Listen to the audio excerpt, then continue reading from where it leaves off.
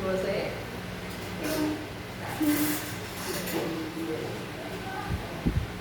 Kembali bertemu dengan saya Sri Hartati, CKB Angkatan 11.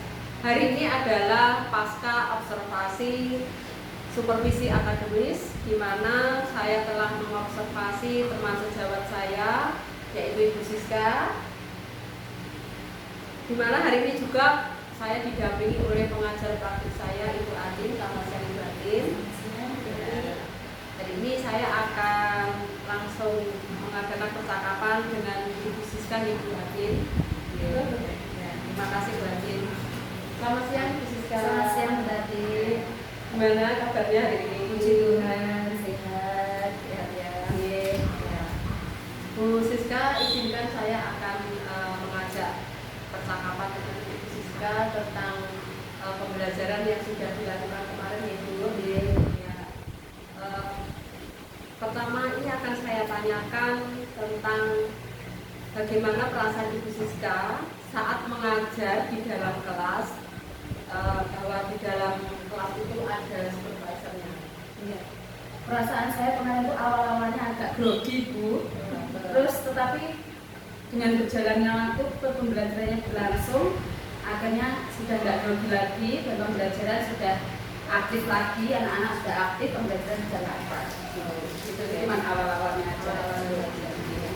Terus kesannya Bu Siska bagaimana saat kemarin itu ada supervisornya? Saya kemarin itu sudah puas dengan hasilnya, cuma memang untuk pengelolaan waktunya memang agak kurang terkondisikan pengelolaan waktunya. Pada waktunya dia waktunya tidak sesuai. Untuk pembelajaran berlangsung, Ibu Siska mengajar ya. Kemarin itu setelah saya amati, kira-kira di benak Ibu Siska itu ada tidak yang belum tersampai saat pembelajaran kemarin? Ya. Makanya saya rasa saya sudah menyampaikan dengan baik, untuk alur pembelajarannya juga sudah sesuai dengan RPT yang saya buat. Lalu untuk pada saat persepsi kemarin saya juga sudah membuat pertanyaan tematik untuk kesiapan anak, untuk pemetaan kesiapan anak belajar itu. Lalu setelah itu saya juga membagi anak menjadi beberapa kelompok dengan model pembelajaran diferensiasi dengan konten. 4 konten itu anak-anak saya bagi menjadi 3 kelompok kemarin berarti. Kelompok yang pertama audiovisual, yang kedua visual, dan ketiga kinestetik. Terus kemarin juga saya amati anak-anak dalam pembelajaran sudah aktif. Lalu untuk waktu diskusi juga anak-anak aktif juga sama kelompoknya berdiskusi bersama. Tidak ada yang anak yang cenderung diam, itu tidak ada, jadi semuanya ikut aktif. Lalu saya juga memberi petunjuk kepada anak sebelum presentasi, dibagi dulu tugasnya. Jadi anak A misal nanti menjelaskan materi bangun ruang apa begitu. Nanti untuk anak berikutnya juga dibagi. Jadi pada saat presentasi nanti sudah tidak bingung. Jadi sudah tahu, oh tugasku yang bagian menjelaskan yang bangun ruang apa begitu. Jadi anak-anak sudah tahu tugasnya masing-masing. Juga setelah presentasi ada evaluasi juga, ada embel-embel antara guru dan anak sehingga semuanya juga berkolaborasi dengan baik, bekerjasama dengan baik antara guru dan anak. Oke, ya. Lalu dalam keberlangsungan pembelajaran itu, Bu Siska, apakah ada hambatan ya saat pembelajaran itu? Kemarin itu ada hambatan pada saat mempersiapkan kelas itu ya, Bu. Itu memang untuk kelas 2 itu kan ya agak susah, Bu. Jadi memang harus dikondisikan dulu seperti itu. Jadi waktunya tidak sesuai dengan RPT yang saya buat. Jadi agak molor begitu karena memang untuk kelas 2 itu kalau diberi petunjuk 1 kali gitu ya, ada yang sudah paham, ada yang belum. 2 kali ya ada yang sudah paham, ada yang belum begitu. Jadi memang harus diulang-ulang begitu untuk petunjuknya supaya anak bisa paham apa yang ibu guru sampaikan seperti itu. Jadi memang harus diulang-ulang waktunya yang belum terkondisikan dengan banyak. Itu ya, hambatannya itu ya. Untuk mengatasi hambatan itu bagaimana Bu Siska nanti? Nah itu saya harus ekstra memfokuskan anak terlebih dahulu di dalam pemfokusan anak itu. Jadi saya juga bekerja sama dengan anak-anak, meminta bantuan anak yang fokusnya sudah matang itu untuk juga membantu saya untuk memfokuskan temennya begitu. Jadi saya juga melakukan pendekatan memang kepada anak-anak yang membutuhkan pendampingan lebih dari saya itu, juga dibantu anak yang fokusnya sudah itu tadi. Jadi saling bekerja sama sehingga pembelajaran berlangsung dengan baik. Lalu untuk rencana tindak lanjut apa yang dilakukan supaya nanti dalam pembelajarannya itu bisa berjalan lancar sehingga hambatan-hambatan itu kurang seperti itu?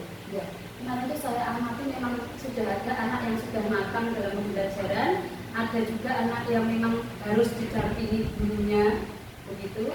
Jadi itu saya menginginkan bahwa nanti saya akan menyesuaikan pembelajaran sesuai dengan kebutuhan anak tersebut.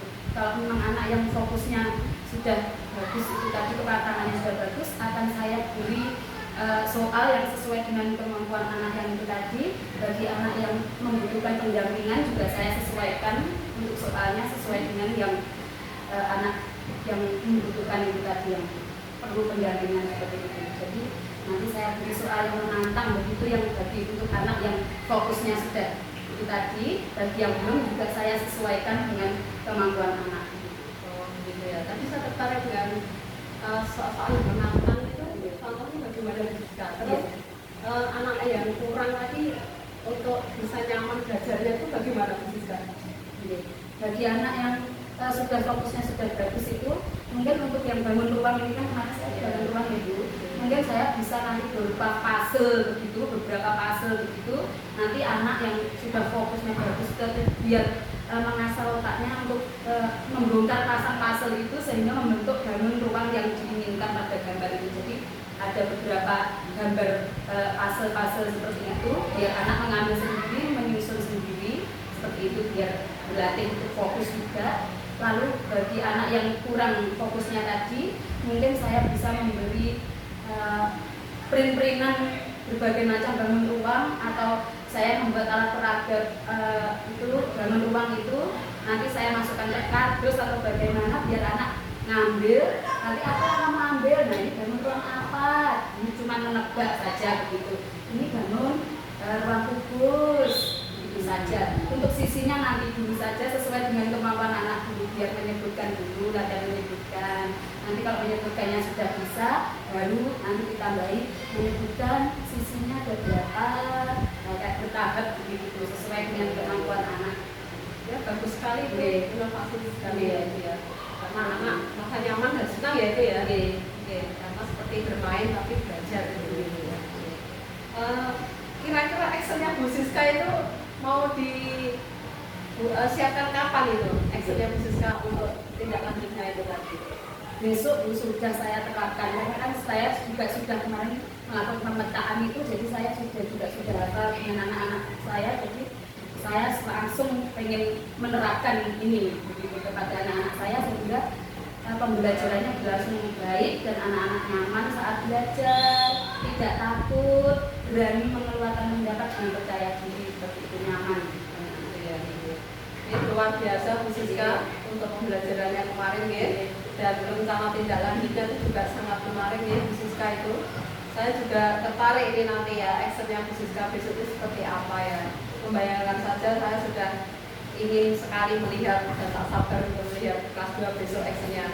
Kemarin itu juga saya lihat ya di ruangannya Bu Siska memang banyak media pembelajaran, sangat banyak ya kemarin.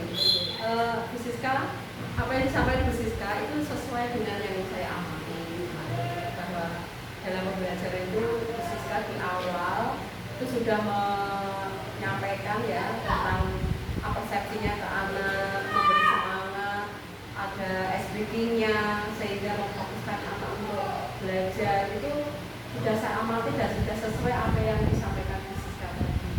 Di dalam pembelajaran anak semua aktif, memang betul ya, di dalam pembelajaran itu semua aktif dan mereka itu mempunyai tugas masing-masing. Setiap kelompok, tapi semua siswa itu mempunyai peran masing-masing ya kemarin itu ya. Ya betul sekali. Jadi anak-anak aktif dan anak yang belum aktif itu juga kemarin juga ada pendekatan juga dari Bu Siska yang kemarin itu. Sehingga Bu Siska mempunyai pemikiran bagaimana untuk tindak lanjutnya anak yang memang membutuhkan bimbingan gitu ya. Dan tadi sudah disampaikan juga secepatnya akan dilakukan Bu Siska gitu ya tadi. Luar biasa Bu Siska untuk pembelajarannya. Jadi bisa kita tiru nih nanti ya, untuk strateginya juga bagus. Bu Siska.